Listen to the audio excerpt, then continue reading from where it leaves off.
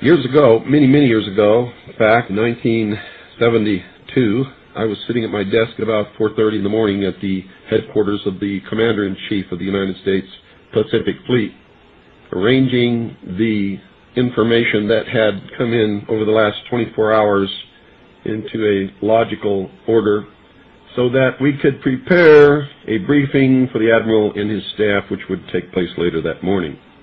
Among the papers I found on my desk was a document entitled Operation Majority, and it was not the entire paperwork involving this operation, but was merely a synopsis of the operation and projects contained under it. One of these projects was called Project Red Light.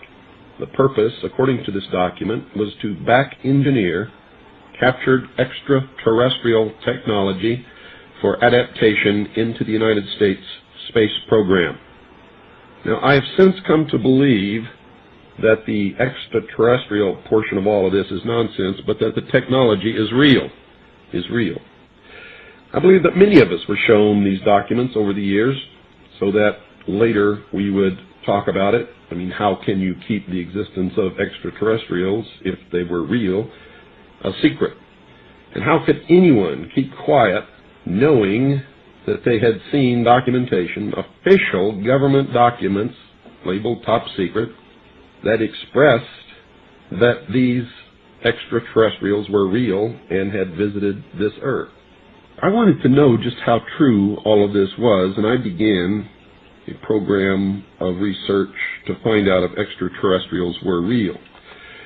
The first thing I did was collect every bit of documentation that I could find, both from the Freedom of Information Act, from the research of others, from books that had been printed on the subject of UFOs, and of course through my network of friends in the intelligence community. What I discovered was amazing. What I discovered, ladies and gentlemen, is that there has been a plan in existence since about 1917, and probably before that, to create an artificial extraterrestrial threat to this Earth in order to create a one-world totalitarian socialist government. One of the first documents that I found in my search was this one, the Imperial Japanese Mission 1917, a record of the reception throughout the United States of the special mission headed by Viscount Ishii. And when the Imperial Japanese Mission was in New York City, they had a dinner, and some pretty famous people spoke at this dinner. One of them was John Dewey. John Dewey is the father of our failing, disastrous public education system. Here's what he said. Listen very carefully. John Dewey, professor of philosophy in Columbia University, who was the next speaker, was listened to with great intentness. He said, quote, "Someone remarked that the best way to unite all the nations on this globe would be an attack from some other planet. In the face of such an alien enemy, people would respond with a sense of their unity of interest and purpose." Unquote.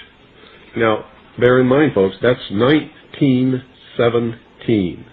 One of the next documents that I found, and I found quite a few, but one that's pretty important, is called the Report from Iron Mountain, the probability and desirability of permanent peace. Now, I encourage you to find this book, wherever you can find it. I don't know where you can get it, but find it. Page 66. Credibility, in fact, lies at the heart of the problem of developing a political substitute for war. This is where the space race proposals, in many ways so well suited as economic substitutes for war, fall short. The most ambitious and unrealistic space project cannot of itself generate a believable external menace. It has been hotly argued that such a menace would offer the last best hope of peace, etc., by uniting mankind against the danger of destruction by creatures from other planets or from outer space. Experiments have been proposed to test the credibility of an out-of-our-world invasion threat. And it continues on another page. Nevertheless, an effective political substitute for war would require alternate enemies, some of which might seem equally far-fetched in the context of the current war system. It may be, for instance, that gross pollution of the environment can eventually replace the possibility of mass destruction by nuclear weapons as the principal substitute for war. Are you beginning to get the message, folks? Poisoning of the air and of the principal sources of food and water supply is already well advanced, and at first glance would seem promising in this respect. It constitutes a threat that can be dealt with only through social organization and political power. But from present indications, it will be a generation to a generation and a half before environmental pollution, however severe, will be sufficiently menacing on a global scale to offer a possible basis for a solution. However unlikely some of the possible alternate enemies we have mentioned may seem, we must emphasize that one must be found of credible quality and magnitude if a transition to peace is ever to come about without social disintegration. It is more probable, in our judgment, that such a threat will have to be invented rather than developed from unknown conditions.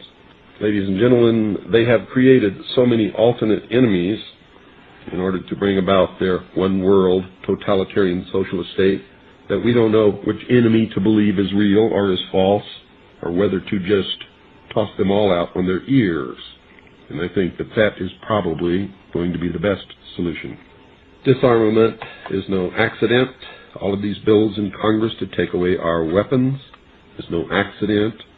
The intentional environmental pollution of our lakes, rivers, streams, oceans, forests, everything is no accident, as you just heard.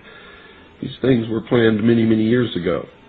All the bombardment of the public with movies about flying saucers in the 50s, right after the United Nations Treaty was signed and the UN Participation Act was pushed through Congress, and all of the incidents since that have convinced the majority of the American people that flying saucers are real and extraterrestrials exist, and that flying saucers are from an extraterrestrial origin.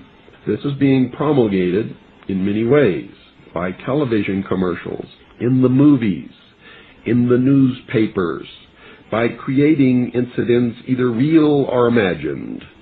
I believe, because of my research, and because of the extensive documentation that I've found and that is in my book, that this whole scenario has been created to give us an artificial alien threat from outer space. During the Reagan administration, he made 6 speeches, specifically talked about a threat from outer space by some other species from some other planet. 6, ladies and gentlemen. Why would the president repeat the same thing 6 times, tagged on to the ends of speeches by him? The speechwriters did not put that in the speech. Ronald Reagan added it himself.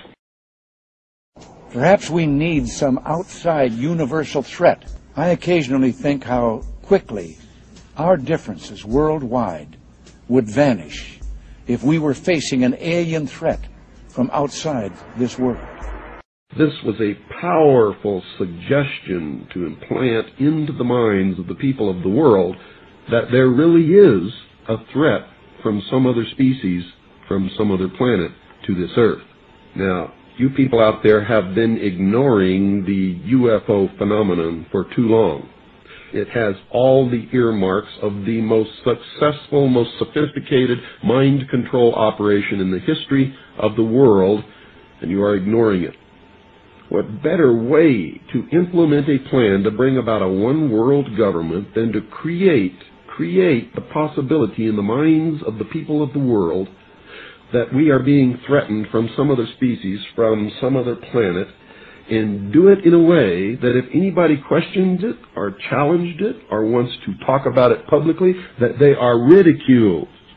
And the ultimate goal is to make the earth look very small, to present the people of the world with an external threat to this earth, a superior race from some other planet, vastly superior to us in intellect, philosophy, and technology, in order to cause the dissolution of nation-states, the dissolution of all existing religions, and the formation of the world totalitarian socialist government.